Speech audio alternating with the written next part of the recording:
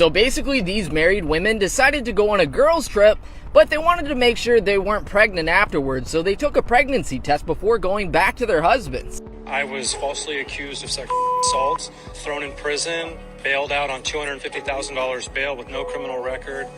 I hired a private detective. We learned that this person had done it many times in other states. They drugged me in the bar on camera, multiple eyewitnesses. Did the person in question go to prison after? They had zero interest in prosecuting a girl who made the story up, never showed up to court again. I had to fight for 11 months, and then when I was able to prove it with video evidence, they just dismissed me. There are so many girls that do go through that, and to falsely accuse someone that they didn't do it, and then nothing happens to them. I think that's ridiculous. Well, the problem is the women that do the false accusing, they really hurt the girls that really were hurt. I'm not going to let one evil person, when there's 100 great people and one bad person, I'm not going to let that person. Y'all, I need somebody to help me out right now. So, what's going on with the men?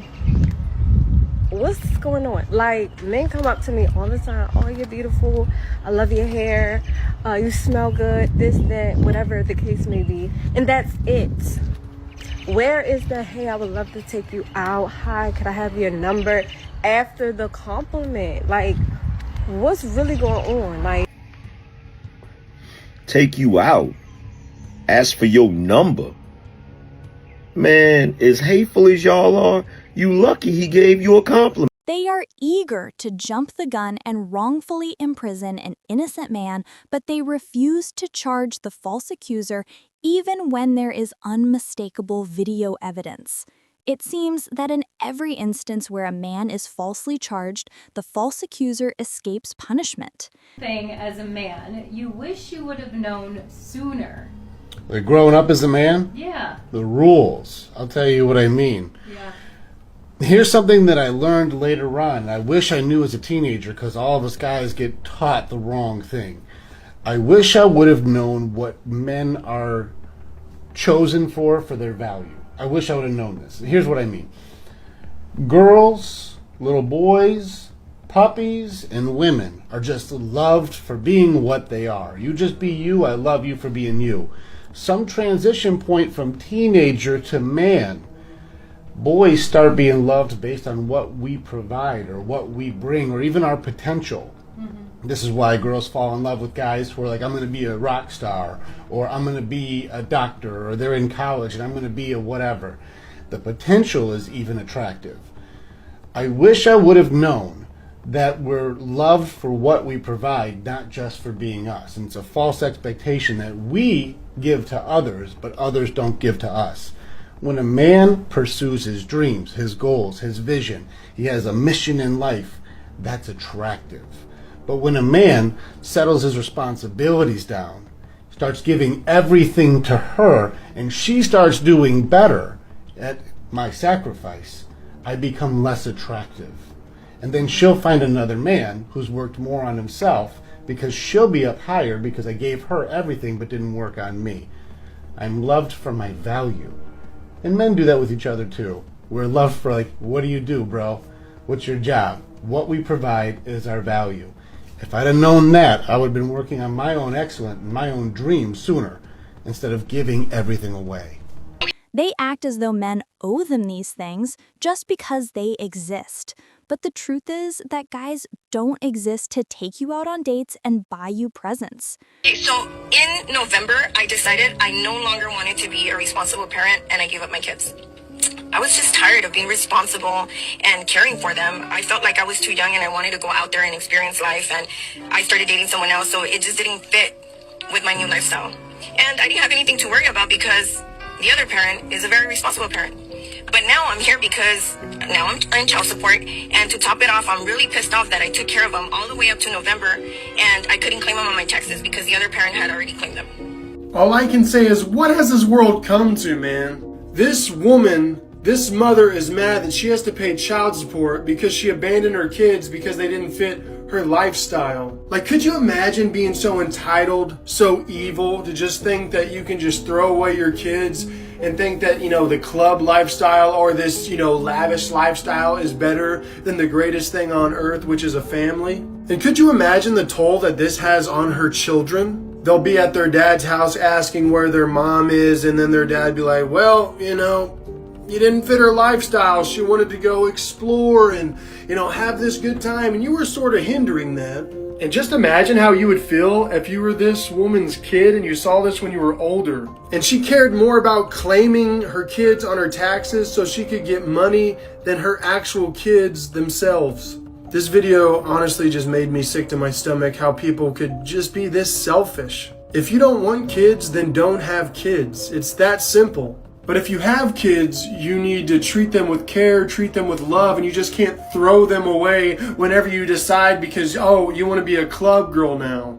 Oh, thank you. Look at you, think you slick. You ready for a good time? Yeah, you gonna open the door for me? I'm literally doing it right now. Yeah, as you should. Thank you. Oh. What? Let me check out something real quick. Where you going? Something in my spirit. Look at God. I thought we was going to dinner. Hello, JB. Wow. Although it's only a skit, there is a lot of truth in it. As we saw earlier in the video, an increasing number of men are no longer putting up with the games and leave at the first hint of trouble. The ones who are being avoided are unhappy about this and believe that something is wrong with men. But the truth is that they lack the self-awareness to understand why men avoid them. That depends. Sometimes he's sitting there trying to leave the day behind.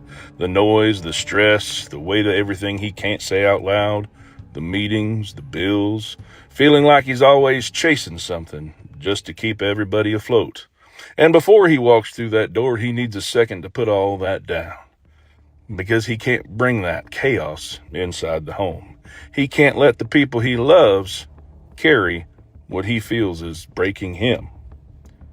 And other times, well, he isn't leaving anything behind. He's preparing to pick up the battle that he knows is inside. Because he knows what's waiting on the other side of that door. It might be tension. It might be heavy silence. Maybe a cold shoulder that used to be a warm home. So he sits there to gather his thoughts and to gather his self. He breathes. He prays. He tries to remember the version of himself that used to walk in that door with a smile instead of a sigh. That car is his quiet space, the buffer zone. It is the moment to either put down the problems of the world or gather the strength to deal with the problems in the home. So is he letting his guard down or making sure his armor is secure? Well, in what sense is our society male-dominated? The fact that the vast majority of wealth is owned by men, the vast majority of capital is owned by men. Women do more unpaid labor. A very tiny proportion of men, and a huge proportion of people who are seriously disaffected are men. Most people in prison are men. Most people who are on the street are men. Most victims of violent crime are men. Most people who commit suicide are men. Most people who die in wars are men. People who do worse in school are men. It's like, where's the dominance here precisely? What you're doing is you're taking a tiny substrata of hyper-successful men and using that to represent the entire structure of Western. I thought everything was going really well. It's not you, it's me. Oh. No, yeah, I could see that. Wait, what? Yeah, well, you said it's not you, it's me.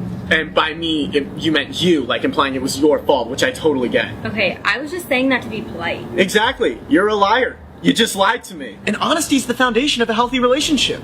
You know what?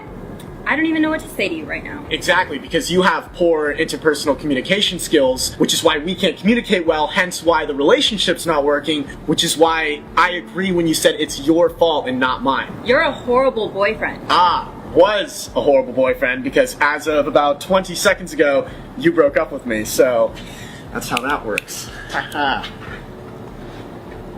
Got my coffee. Gotta stay caffeinated. I guarantee you'll like the following video if you liked this one. See you there.